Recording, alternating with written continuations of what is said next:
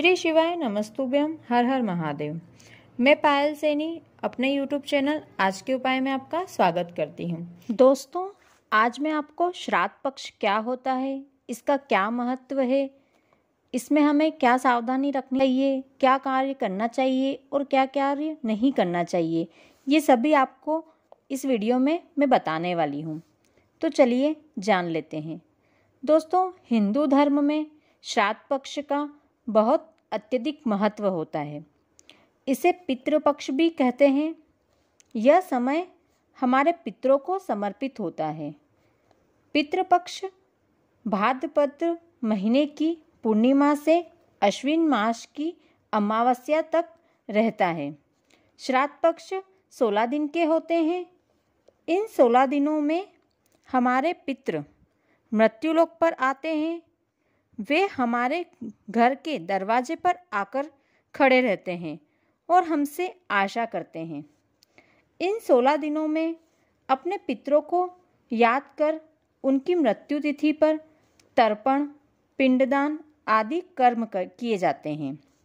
जिन पितरों की मृत्यु तिथि पता नहीं होती है, उन सभी का श्राद्ध, तर्पण, पिंडदान आदि कर्म श्राद्ध पक्ष के आखिरी दिन यानी अश्विन मास की अमावस्या, जिसे सर्वपितृ अमावस्या भी कहा जाता है, पर किया जाता है।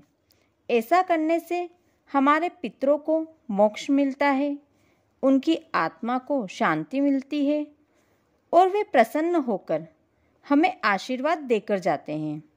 जो लोग पितृदोष से परेशान होते हैं, उनके लिए भी यह समय बहुत खास होता है। वे कुछ उपाय करके पितृदोष से मुक्ति पा सकते हैं।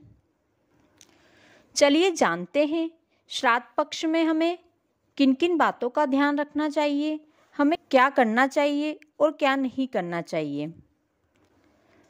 श्राद्ध पक्ष में 16 दिनों में यदि आप ब्राह्मण भोज करा रहे हैं तो ब्राह्मण भोज में पत्ता गोभी की सब्जी या पत्ता गोभी की बनी हुई कोई भी वस्तु और कद्दू की बनी हुई सब्जी या कद्दू की बनी हुई कोई अन्य सामग्री कभी ना बनाएं।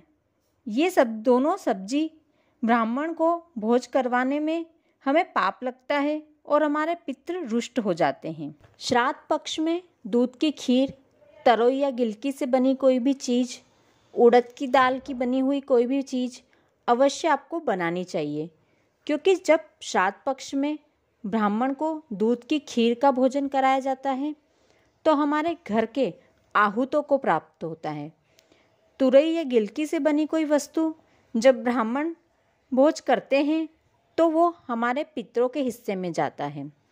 और उड़द की बनी हुई कोई भी सामग्री ब्राह्मण को श्राद्ध पक्ष में यदि खिलाई जाती है तो वो हमारे घर के प्रेतों को मिलती है। इसलिए यदि आप श्राद्ध पक्ष में ब्राह्मण को भोजन करवा रहे हैं तो उड़द की दाल, तुरई या गिल की बनी हुई कोई सामग्री और दूध की खीर अवश्य ही आपको बनाना चाहिए। श्राद्ध पक्ष में जब भी आप ब्राह्मण भोजन कराते हैं उस समय ब्राह्मण का मुख दक्षिण दिशा की ओर होना चाहिए।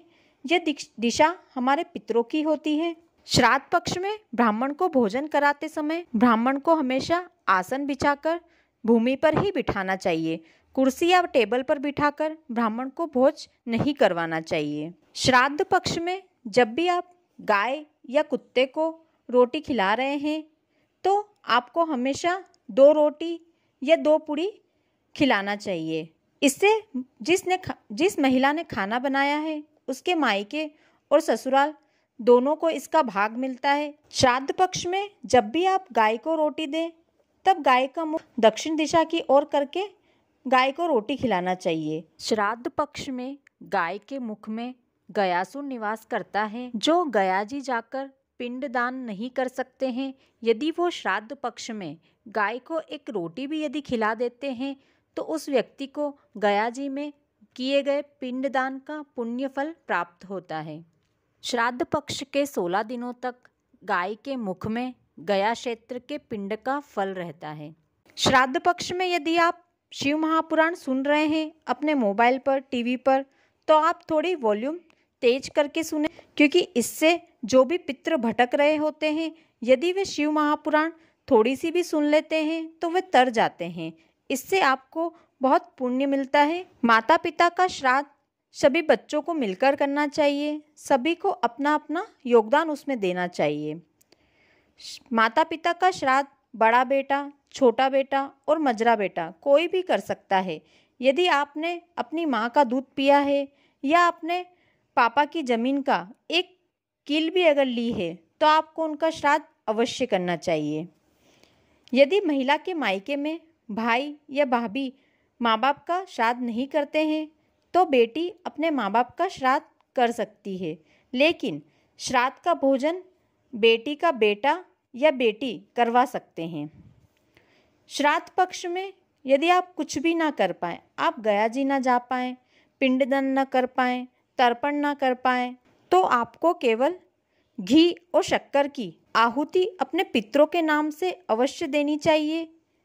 यदि आप कंडे पर नहीं दे सकते हैं तो आप गैस पे जो अग्नि प्रज्वलित होती है उस पर ही थोड़ी सी घी और शक्कर की आहुति दे सकते हैं। इससे भी आपके पितृ प्रसन्न होते हैं और आपको आशीर्वाद देते हैं। 3 वृक्ष, पीपल, बेल वृक्ष और वट वृक्ष, ये हमारे पितरों के समान होते हैं। श्राद्ध पक्ष में किसी भी पत्ते के ऊपर थोड़ा सा मीठा, थोड़ा नमकीन, पीपल के पेड़ के नीचे, वट वृक्ष के नीचे और बेल वृक्ष के नीचे 16 दिनों में से किसी भी एक दिन रखकर अवश्य आना चाहिए। यह आपके पितरों के भाग में जाता है, उन्हें शांति मिलती है, वे तृप्त होते हैं और प्रसन्न होकर आपको आशीर्वाद देकर जाते हैं। 3 पक्षी, कौआ, हंस और गरुड़, ये तीनों पक्षी पितरों के समान होते हैं। 16 दिन के श्राद्ध में इन पक्षियों को आपको कुछ ना कुछ अवश्य खिलाना चाहिए।